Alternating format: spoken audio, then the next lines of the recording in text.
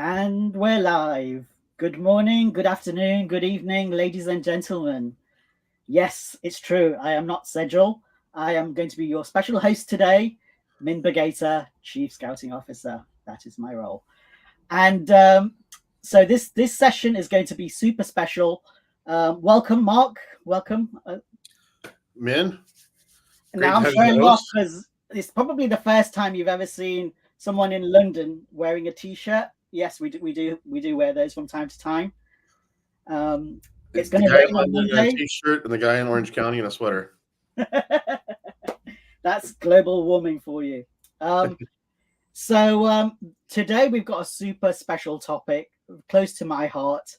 I mean, the purpose for the making of a nobody is obviously to learn more about everyone's backgrounds and personal journeys, but also what we stand for in the studio. Literally the A to Z of life in a venture studio. And we're going to start right at the beginning with the A of the Z, acquisitions. So that's the topic for today. Took me ages to come up with that, Mark. What do you think? Good one. Yeah, I can tell you practice. Good job. So as everyone knows, and for people on Facebook and LinkedIn, YouTube, Twitter, and my mom, hello mom, um, everyone knows that our mission is to create 100 compelling companies in the 5 years. And as part of that, obviously part of our strategy to do that is how are we actually going to grow those companies in terms of acquisitions. So we're going to kick off right because I've got a load of questions for you, Mark. We're going to kick off with the first one, which is, can you tell our audience what are the overarching vision for the studio when it comes to acquisition strategy? Yeah, sure. I mean, I think it's exactly the same for us as how we think about building any company, right? So we start at the kind of the industry level or the vertical level. So we think of like we have a big passion in health and wellness, climate tech, clean tech, fintech, travel, hospitality. And then we break those things down and we have subcategories. So like in health and wellness, for example, we're very focused on mental health, addiction, plant medicine or psychedelics, sleep and dreams, and longevity. So those are like the subcategories of health and wellness we care a lot about. And then we define themes that kind of get us into closer neighborhoods of the kind of companies we build. So one of our themes in health and wellness is we truly believe the next, great companies in the next 10 years will be primarily focused on empowering the patient versus empowering the provider, like the hospital or the insurance company. We think the patients overall are more astute than ever. They have more access to personal data than ever. And ultimately, they're the only person who has one single point of care in terms of point of view of what's going on with their health. And so there'll be a whole bunch of tool sets that go to empower them. So you could take something like sleep and dreams, empowering the patient. What does that mean? We've determined that the entire market right now is focused on telling you how bad you slept last night. And that's really helpful information. You usually know that you've slept bad. But we actually believe the future is going to be in predicting how to sleep better. So essentially empowering the patient not to have bad nights of sleep, but knowing how and when to go to sleep so they can have better outcomes, right? So that's an example of how we start with a theme, get down into a niche, and start to think about particular companies we could build. Now, if we were fascinated with that idea, which we were, one of the things you do is you say, okay, well, who's already working in the space? Who's already playing with this problem? Who's already passionate with this problem? And sometimes that leads you to collaborators. Sometimes that leads you to advisors. And sometimes that leads you to people who are already building something, right? So that's where we call, like a mini acquisition could be appropriate for the studio. It could be somebody who's been tinkering with a solution for a year or two. Maybe they've put a little bit of personal savings into it. Maybe they've maxed out their credit cards. Maybe they borrowed money from friends and family, but it probably has not been professionally funded yet for it to be a target for us. But it's somebody who is passionate about something we are, but they're farther down the road, but they would benefit from the studio's kind of overall ecosystem, structure, team, capital, et cetera. And so in those cases, again, we don't have to have a 100% success rate at this, but when we find the right people, they actually are quite attracted to the studio environment. And so we'll negotiate a deal that fits our financial model where we are a controlling shareholder of that company. Again, they might have been in the market launched, or they might just be playing with the product Everybody's different, but we will then make a commitment to support those founders, bring them in, build founders around them, give them all the support of the entire studio's resources, fund them for that early stage, make sure we get them their future funding. And then ultimately, one of the kickers is they're also part of the studio. So they actually get equity in the studio and a part of everything we ever do from that point forward. So, I've told this to many people, if your vision is to build this from scratch all the way to the moon, take this thing public, you think you can, you can, whatever. I think you should do that. That's not a fit for us. I've done it. I understand that desire. I just think the market's changing. I think those outcomes are less and less likely. And I think that technology is changing so fast that, most entrepreneurs understand there's so many possible ways the market might evolve. And they probably have multiple ideas in their head. And they also don't want to bet wrong on something for 2 or 3 years and have it be, completely obsolete the next day and be starting from scratch. Yeah. Which happened when ChatGPT came out. I had 2 good friends whose companies were essentially bankrupt the next morning because they were not relevant after years of development. Those stealth startups, right? Right. And so I'm just kind of painting the overall picture that when we find people that we like that fit into a niche that we already want to build, we can make a compelling argument that they can join the studio. Yes, they have less equity than they would theoretically going in at their own. And I say theoretically because when you build your own companies, you get funded, you get diluted quite a bit as well. But you're now part of a studio where you can go super fast. You have the funding, you have the people, you have the resources, you have the team, and you have an environment that actually encourages you to do multiple other ideas in parallel. And you benefit from the outcomes and the exits of every other company we're creating, regardless of your involvement. And I think that's a pretty mean argument for a lot of people. And so for the right founders, it's one of the ways we'll grow. Yeah, which follows on nicely to my next question, particularly about those founders. I mean, what are the key factors that you would consider? What would make them a nobody, someone that we would welcome into the studio? What kind of traits would you expect them to have? I mean, you've said that they might not necessarily, they wouldn't have like a product, that they'd be quite early, they might not have had investment. When do you sort of see those signs? What sorts of characteristics would you look for in an individual or a founding team? Well, I mean, I think on the what makes a nobody, I'd probably turn the question back on you. You probably know better than most. I mean, we've done a good job, I think, of attracting a certain character of person. And that doesn't mean we all think the same or have the same background. We have quite a bit of diversity in the organization. But I do think there is a kind of non-negotiable that you can't be an asshole. You have to be here trying to do something bigger than yourself, which means you have to have a certain amount of humility and you're willing to check the ego at the door. So that's just like the nobody kind of creed, right? And we get that wrong a few times, but usually those people don't last very long. So I'm pretty proud after 4 years, we've got a pretty exceptional group of people. And I just want to keep repeating that success as much as possible. In terms of newcos, at the end of the day, I believe that what makes a company succeed is passion fit and experience fit. And so when you're working on a specific problem, you and I can we're smart enough and experienced enough to get our head around a problem and say, oh yeah, that makes sense. I can see how there's an opportunity there. I can see how that could be a viable company, right? But that won't translate into building an amazing company. What'll translate to building an amazing company is someone who's passionate about it, feels the pain of that problem, understands that market, has experience in it, and is not going to sleep at night until they solve that problem. And so that's what I'm looking for. And, the studio can build around that person or people a lot of amazing experience where we can actually do the block and tackle. We can do the tactical work to make something succeed or really help them accelerate. But at the end of the day, if you don't have that spark, there's really not going to be a great company. It's that spark that translates to that irrational, entrepreneurial spirit that's hard to put a finger on. But it's like, I don't care what you tell me. I know it's impossible. Shut up. Wait until I do it. Right? Like you need that element of every company. And so that's what I'm really looking for when I think about acquisitions. Yeah, cool.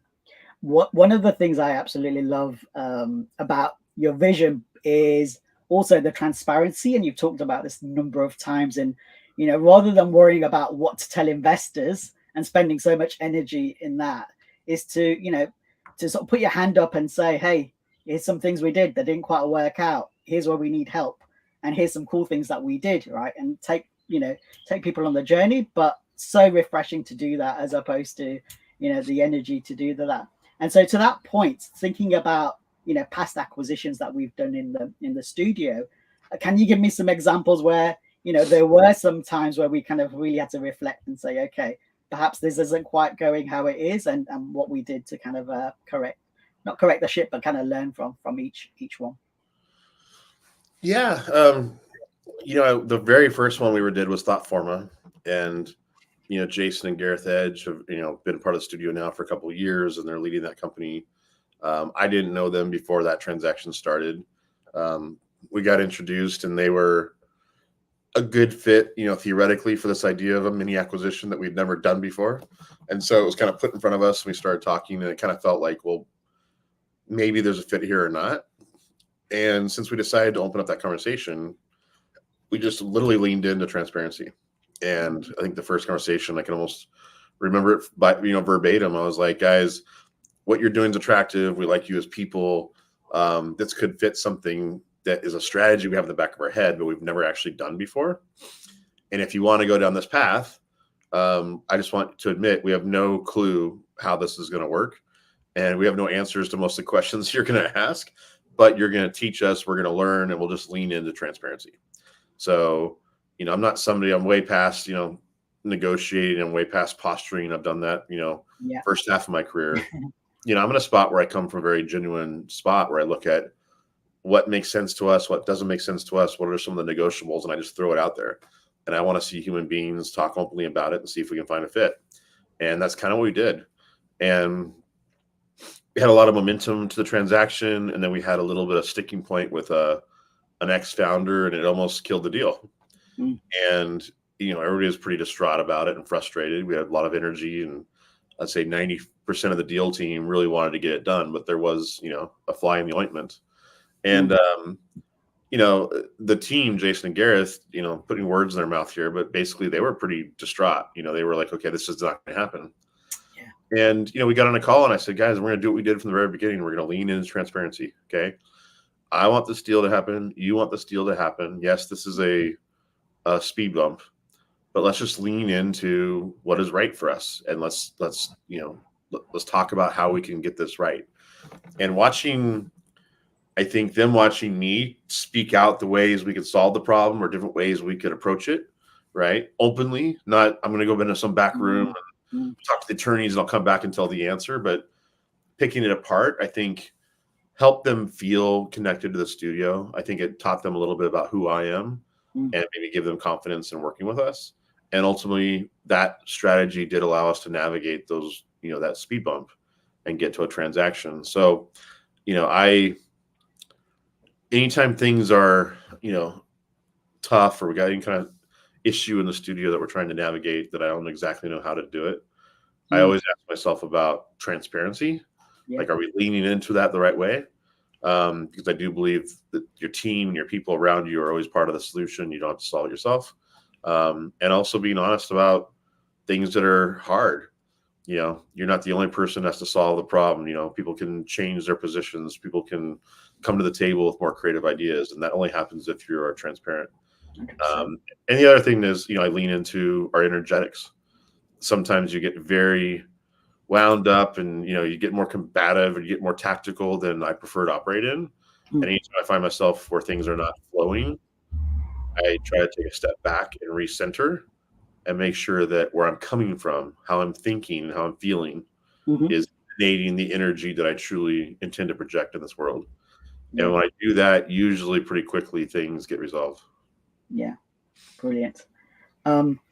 One of the stories I love to tell people is also, one of the other acquisitions that we did around Nick and William and Evalify. And I think, just like myself, people have just been drawn on this journey, and, they just sort of hear the calling and they're like, right, we want to, just get involved and do something. So, for our audience, can you talk a little bit about how, the Evalify acquisition came to be and how that's all going?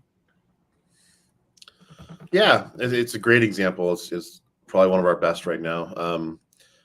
in terms of, we had always thought that IP, intellectual property, was a category we wanted to understand how that could help inform companies we created.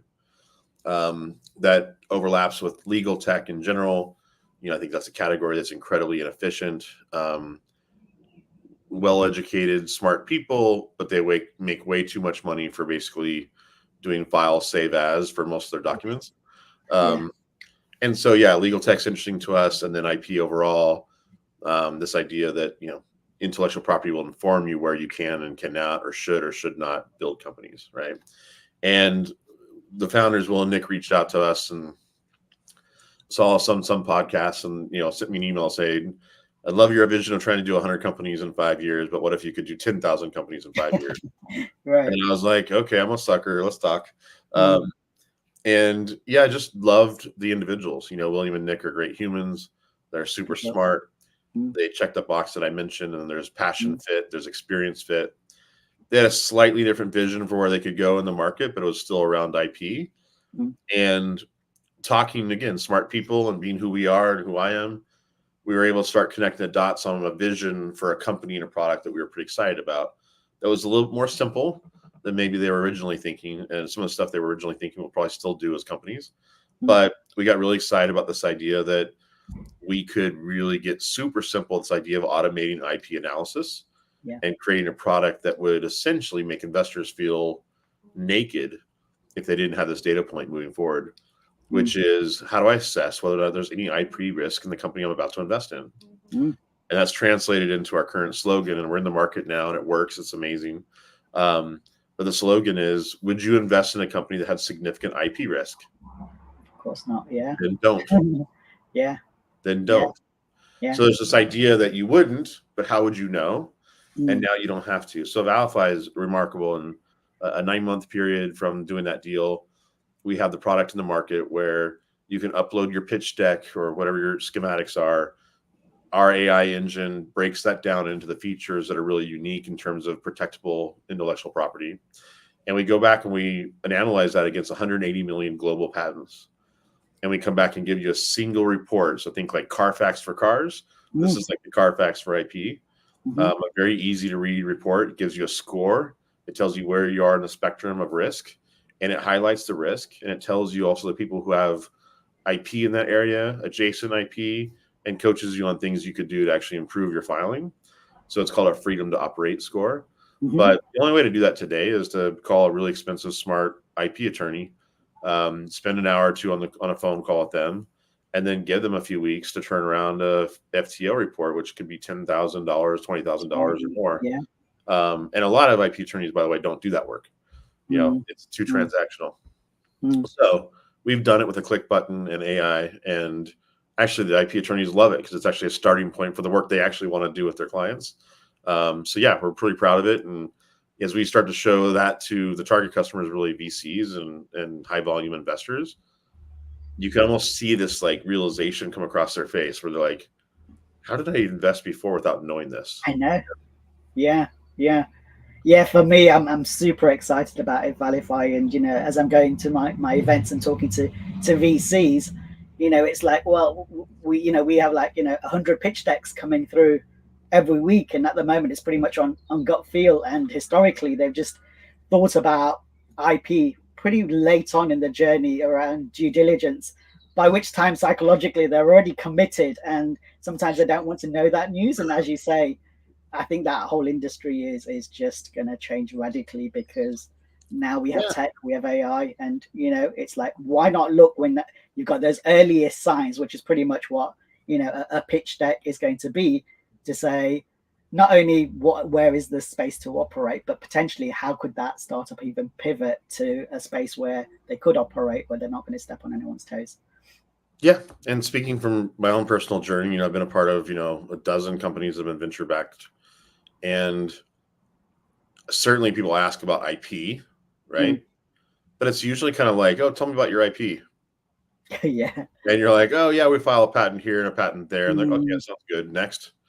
It's not. That's about it, right? Yeah. It's not very, genuine and thorough. Let's put it that way. Yeah. And then, the IP risk is not like a theoretical, right? I joined a startup, close to 15 years ago that had just raised $22 million.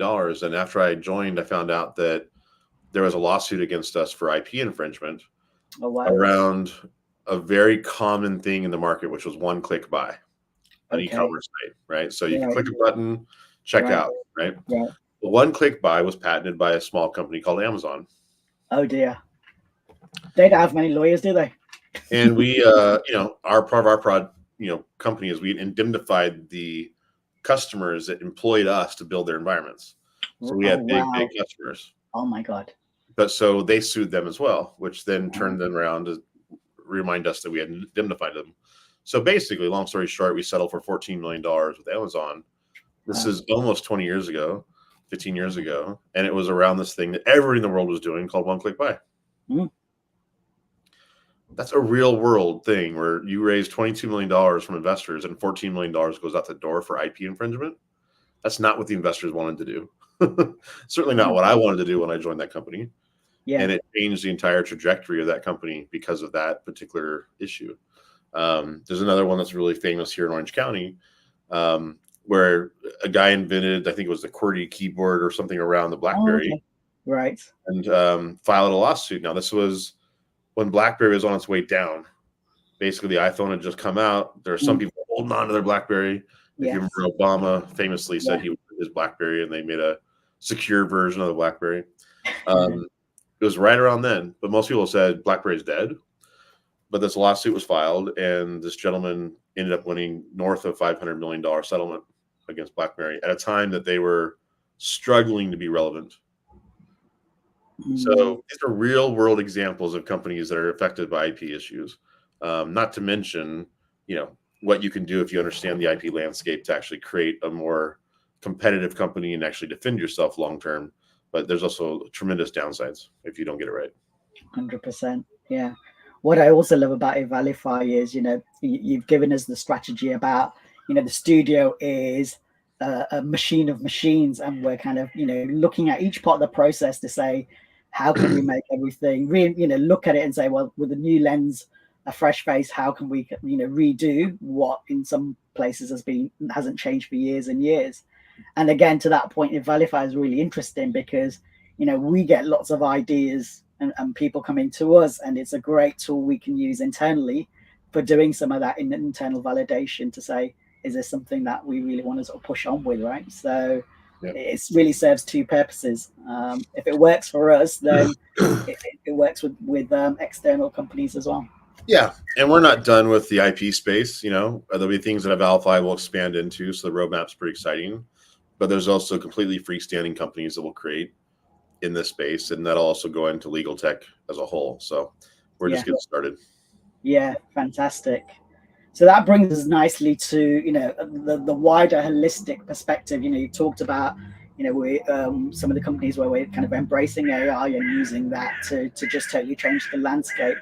What kind of key factors do you see that are going to play a big part in acquisitions going forward? I might have missed the question. I heard I got distracted by a crow. So rephrase. Yeah, I've got two crows as well. I've given them names as well. So my question, Mark, was looking ahead, what type of companies or technologies are we targeting for future acquisitions? Yeah, great question. Maybe not one that I'm prepared to go into depth with, but we are going to publish openly kind of our industries and our theses, right? Yeah. So talking specifically around, these are the categories we care about. These are the areas we're interested in. These are the things we're curious about. And we will pose those things in terms of like our lines of inquiry. Like we have this rough hypothesis that something like this could look like this, maybe. Yes. And that's just us trying to put into the universe something that people can be attracted to, like, trying to vibrate at a certain level and attract the right people. And I want it to kind of play out the same way that Evalify did. I don't mean to be greedy, but I truly believe if we think openly and speak openly and genuinely, we'll be lucky enough that, more Will and Nicks are going to join our journey, and they'll reach out and go, I see what you're thinking. I see what you're talking about, but we're also working on this and we have this slightly adjacent idea. Let's talk. Right. And I think we're masters at connecting dots. I call myself an idea whisperer. So when I hear passionate people in a room talking around an issue, I can Yeah. usually connect the dots in a way that, we could build a commercially viable company. So we'll publish that openly. It is around the industries you'd expect, like we talked about, health and wellness and the subcategories I just talked about. But Yeah, sure. Are passionate in clean tech and climate tech and fintech, specifically around things that democratize financial services to the rest of the world, or financial literacy. Passionate about travel and hospitality. We think is luckily the rest of the world starts to get a little more middle class. More people will be traveling.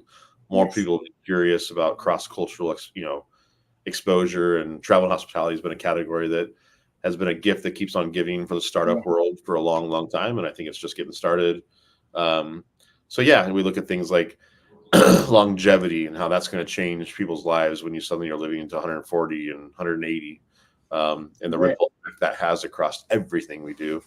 We'll publish that openly, and hopefully we attract the right people to our journey. Yeah, for sure. Time is ticking, so I'm going to squeeze one more question before we leave today, Mark.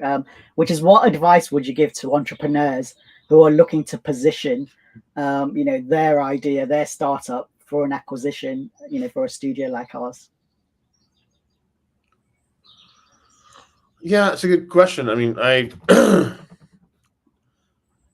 personally probably react to even the word position. I would just say, be yourself. Tell it how it is. Yeah. Just be yourself. Be understanding what matters to you. I think to join a studio, you need a certain amount of humility, right? And I'm speaking to a younger version of Mark that maybe didn't have it. I think the world is changing in the startup world. I think it's harder and harder to be this sole entrepreneur. We've glorified the sole entrepreneur. Look at Steve Jobs or Elon Musk. Look at what they did to build this company, right? And you can repeat that so many different times. But the reality of it is, it's not that Bill Gates, the world single-handedly that made any company come together, but it was easier to do it 20 or 30 years ago. Yes. You really could have a certain person that rallied the troops. And it's still, leadership is important as ever, don't get me wrong. But people have more, the people who are going to build the cutting edge technologies and companies of the future, they have more options available than ever. They can work at 20 other companies, they'll pay them more. Yeah. They can start their own company and get funded tomorrow. The technologies are faster and easier to access than ever. So I just think it's a much more dynamic market than it was when I started my career. And so, yes, leadership matters, but it's almost like servant leadership versus like megalomaniac, you definitely need to have an environment where people want to work with you, are willing to contribute and bet their piece of their lives to a vision because they believe it's worthy, that it's in line with their ethics and their morals. This is a much higher bar than it was, 30 years ago. So what I would say, if you're looking to join a studio, which I think is more relevant than ever, because I think it kicks in a lot of doors that will be in your way. You can move faster, but just be yourself and make sure that there's a cultural alignment in your core. And I'm okay if that's not with us, right? Like, we don't have to win or get. I just know who we are, and if that repels some people or doesn't fit some people, I'm completely comfortable with that. Amazing, spot on. Thank you as always, Mark. That's our time today. So that was the A of acquisitions. I'm going to have to think of something for B, but I've got a week to do that. And Cedral's back on again now, so she can worry about that. But thank you so much, everyone, for listening in, and we'll see you again same time next week. Man, you did great. Thank you, sir. Thank you. Bye.